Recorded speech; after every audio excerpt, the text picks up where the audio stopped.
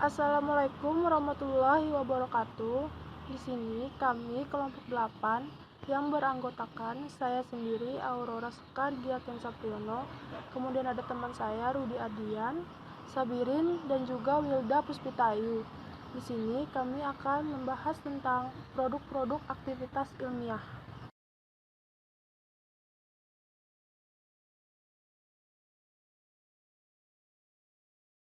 Yang pertama, kita akan membahas tentang rasional, kognitif, dan teleologis.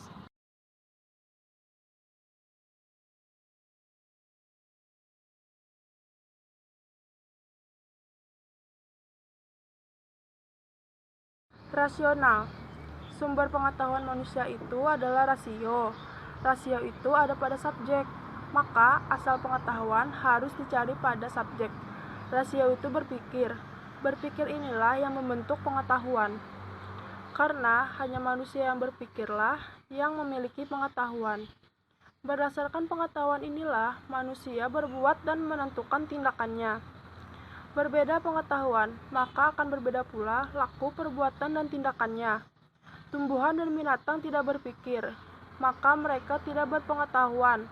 Laku, perbuatan, dan tindakan makhluk-makhluk yang tidak punya rasio sangat ditentukan oleh naluri yang dibawanya sejak lahir. Tumbuhan dan binatang memperoleh pengalaman seperti manusia. Namun demikian, tidak mungkin mereka membentuk pengetahuan dari pengalamannya. Oleh karenanya, pengetahuan hanya dibangun oleh manusia dengan rasionya.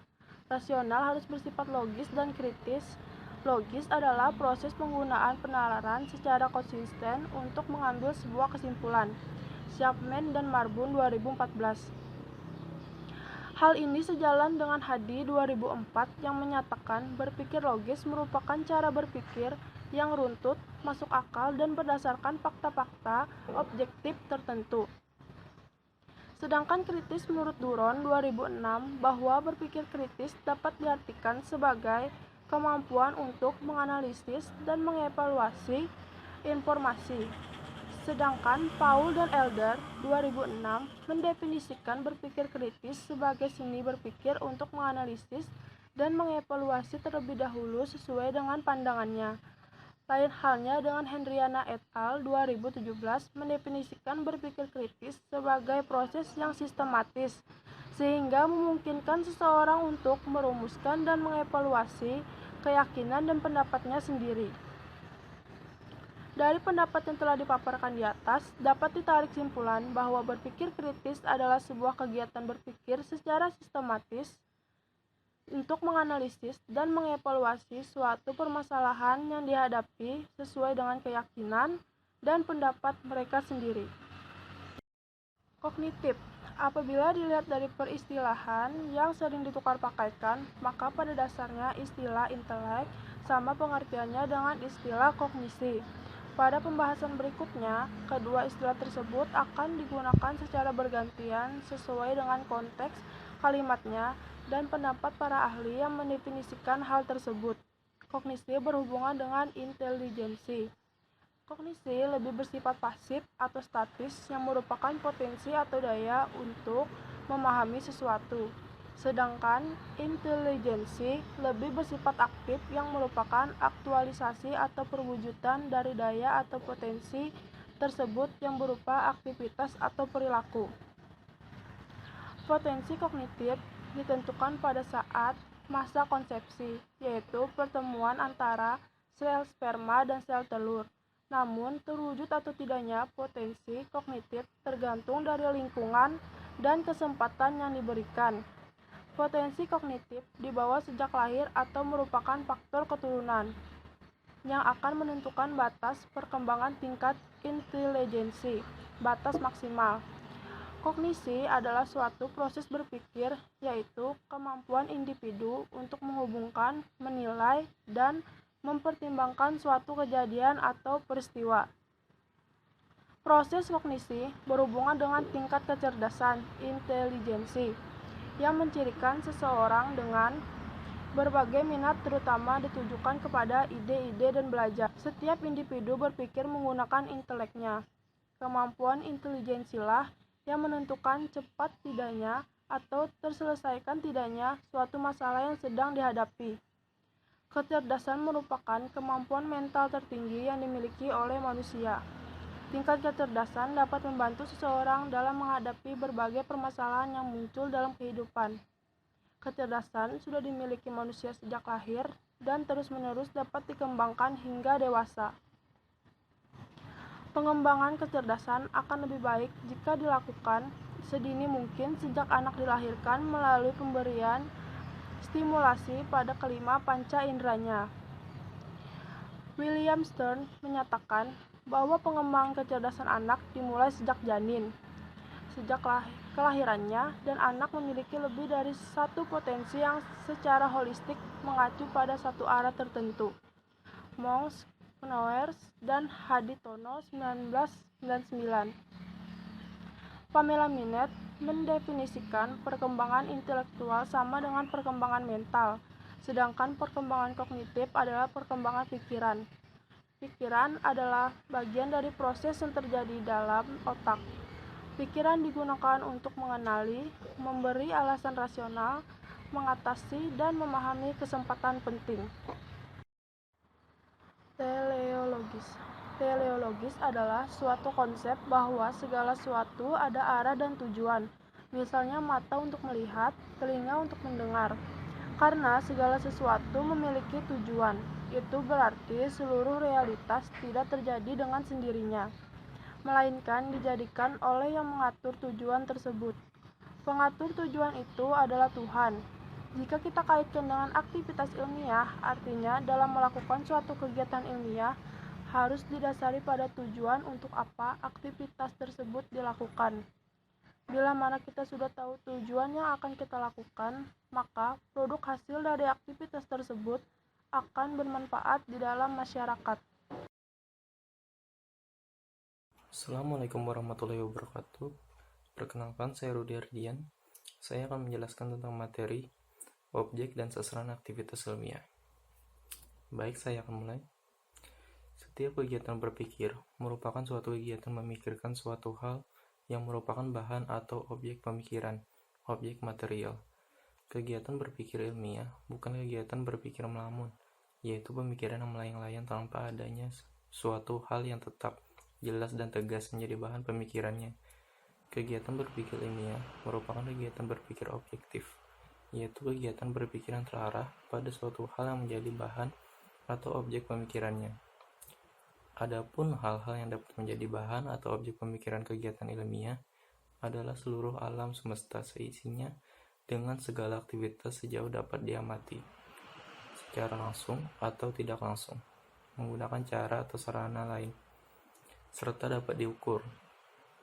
Seluruh alam semesta isinya mencakup antara lain planet, bumi, tempat umat manusia berpijak ini, planet-planet lainnya, matahari, bulan, bintang, serta benda-benda angkasa lainnya. Yang terkait dengan planet bumi kita ini antara lain mencakup udara, lautan, maupun daratan. Secara garis besar, bumi ini memuat benda-benda fisik kemis, tumbuhan-tumbuhan, binatang, serta manusia. Sedangkan terkait dengan aktivitasnya, dapat kita teliti beberapa hal, misalnya peredarannya, perputarannya, gerakannya, getarannya, perubahannya, serta interaksinya satu sama dengan segala akibat yang ditimbulkannya. Perlu diketahui terlebih dahulu bahwa suatu objek tertentu, objek material, ternyata sangat dimungkinkan didekati dan ditinjau dari segi atau sudut pandang yang berbeda-beda. Objek formal, misalnya pembahasan tentang mengenai manusia, dapat melakukan pendekatan dan peninjauan dari aspek atau segi yang beraneka ragam, misalnya biotis, psikis, sosial, yuridis, serta politis. Dan dengan pendekatan serta peninjauan dari aspek atau segi yang berbeda-beda tersebut, tentu saja akan menghasilkan produk-produk pengetahuan ilmiah yang berbeda-beda juga, sehingga kegiatan ilmiah tentang manusia dapat menghasilkan berbagai jenis ilmu. Pengetahuan yang beraneka ragam, misalnya biologi, psikologi, sosiologi, ilmu hukum, ilmu politik, ilmu budaya, ilmu ekonomi. Untuk memperoleh pemahaman aspek-aspek tertentu tentang suatu hal, tentu saja perlu menggunakan cara pendekatan, cara peninjauan, serta menggunakan sudut pandang yang sesuai pula. Selain orang dapat meninjau serta membahas suatu hal dari sudut pandang tertentu, kita juga dapat mengarahkan penyelidikan kita pada lingkup bidang yang semakin sempit.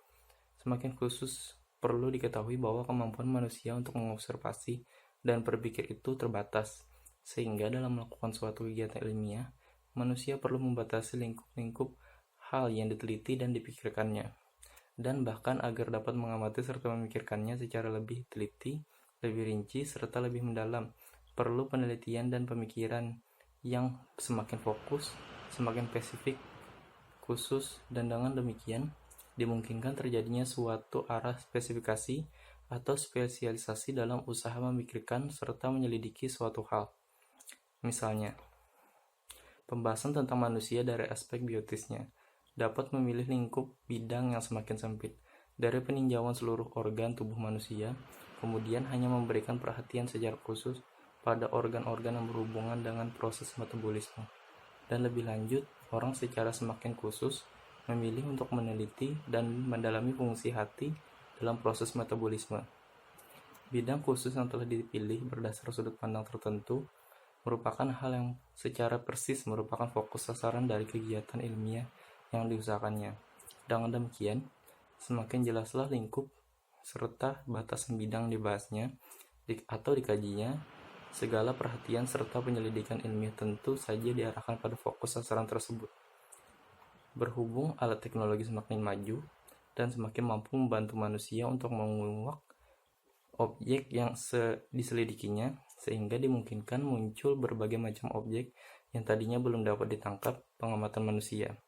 Dengan mikroskop, manusia dapat menangkap objek-objek dalam ukuran mikron yang tadinya tidak dapat ditangkap dengan mata telanjang, dan dengan kemampuan ini manusia dapat mengembangkan penyelidikannya pada makhluk hidup yang berukuran mikron, sehingga muncul pengkajian lebih lanjut tentang makhluk hidup yang berukuran mikron tersebut, yaitu mikrobiologi. Kemajuan teknologi juga dapat semakin memperluas lahan yang menjadi objek bagi penelitian ilmu pengetahuan. Misalnya melalui bidang oseanologi, orang dapat mengeksplorasi lautan yang begitu luas dan dalam. Kemajuan teknologi juga dapat membantu manusia melakukan penyelidikan semakin mendalam dan semakin kompleks. Misalnya, dengan kemajuan teknologi, orang diberi kemampuan yang semakin mendalam untuk melakukan penyelidikan syaraf dalam bidang neurologi. Terima kasih. C. Tujuan aktivitas ilmiah. Setelah perhatian dan penyelidikan kita terarah dan terpusat pada sasaran yang memang kita minati dan kita pilih tersebut. Selanjutnya, dari benak pikiran kita dapat muncul berbagai persoalan maupun permasalahan berkenan dengan hal yang menjadi sasaran objektif penyelidikan kita. Misalnya, berkenan dengan penyelidikan terhadap proses pernapasan pada manusia. Kita dapat mempersoalkan tentang organ-organ tubuh yang terkait dengan pernapasan, tentang peranan organ-organ yang kita gunakan untuk bernapas. Dapat mempersoalkan cara kerjanya organ-organ tubuh tersebut.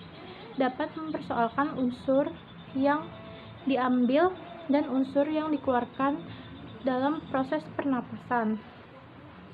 Terhadap berbagai persoalan maupun permasalahan yang muncul dari benak pikiran kita sebagai makhluk berpikir tentu saja terdorong untuk mencari dan memberikan jawaban atau pemecahannya.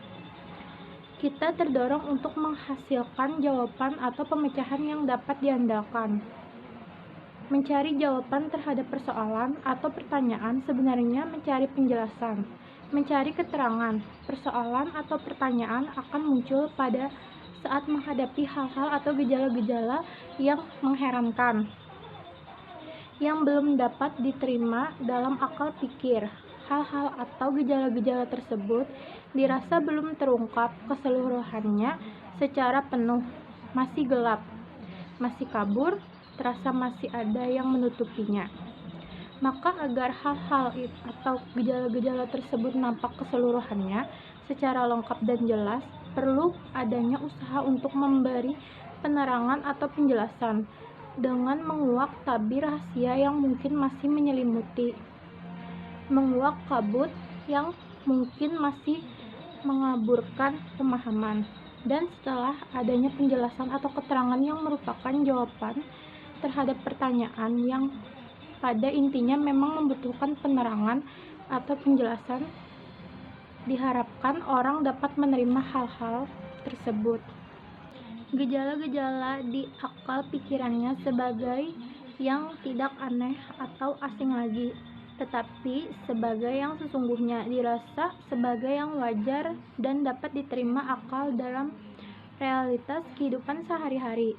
Kita harus memperoleh pemahaman yang semakin jelas, terang mengenai bagian-bagian dari hal yang diselidikinya, serta hubungan antara bagian-bagian tersebut maupun dengan bagian-bagian lainnya. Dengan tiada selimut yang menutupi serta kabut yang mengaburkan, diharapkan hal-hal atau gejala-gejala yang tadi masih kabur dianggap aneh dan tidak biasa. Setelah akal budi memperoleh penjelasan, memperoleh pencerahan, diharapkan akal budi mampu menangkap hal-hal atau gejala-gejala tersebut nampak jelas, nampak sebagaimana adanya, sehingga tidak memiliki penangkapan yang keliru terhadap hal-hal atau gejala-gejala tersebut. Dan dengan demikian diharap menghasilkan kebenaran jawaban sebagai pengetahuan yang semakin dapat diandalkan, serta dapat dijadikan dasar sebagai berbagai pemecahan masalah terkait dalam perjalanan kehidupan kita.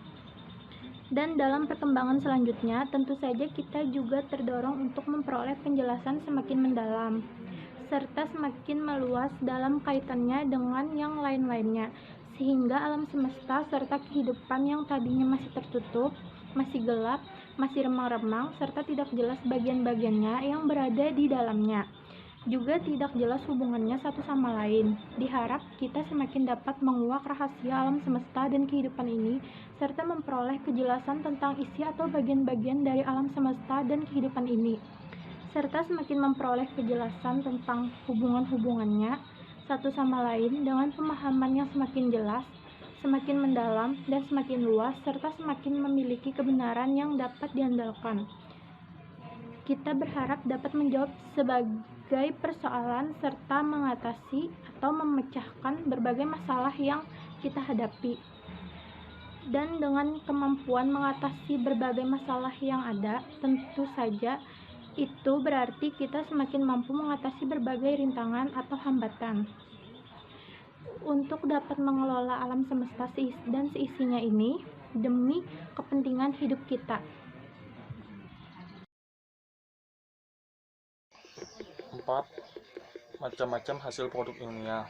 Kegiatan ilmiah pada umumnya diharapkan menghasilkan pengetahuan ilmiah yang merupakan tujuannya. Selain pengetahuan ilmiah merupakan salah satu tingkat pengetahuan yang diharapkan dapat memberikan penjelasan yang dapat diandalkan, mungkin ada baiknya kita lebih rinci beberapa ciri dari pengetahuan ilmiah sebagai hasil dari kegiatan ilmiah yang diharapkan. Pengetahuan ilmiah merupakan pengetahuan yang mempunyai dasar kebenaran. Setiap penalaran ilmiah harus disertai dasar-dasar pembenarannya. Pemutaran pertanyaan tersebut harusnya didasar atas pemahaman-pemahaman yang dapat dibenarkan. Hasil dari kegiatan ilmiah atau produk ilmiah tersebut antara lain: 1. Ilmu pengetahuan alam. 2. Ilmu pengetahuan budaya. 3. Ilmu pengetahuan bahasa. 4. Ilmu pengetahuan hewan. 5. Ilmu pengetahuan logam. 6. Ilmu pengetahuan kelautan.